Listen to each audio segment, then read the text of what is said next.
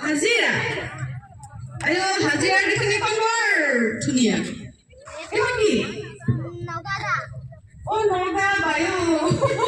নগা ভয় লাগি গৈছে নহয় দেখি পেলাই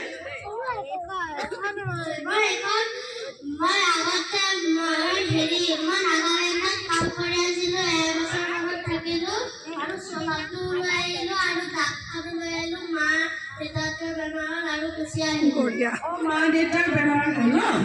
ভাল ল'ৰা দেই মাক দেউতাকক চাবৰ কাৰণে সি গুচি আহিছে ইয়ালৈ আৰু এতিয়া তুমি কি কৰি আছা আমি বাইরের কাছে কাম করে আছি এই কাছে গরম দিকে কাবু বাবাজে জঙ্গলটো কাটি দিছো স্মার্ট বয় নামটো কি তোমাৰ আগন দাস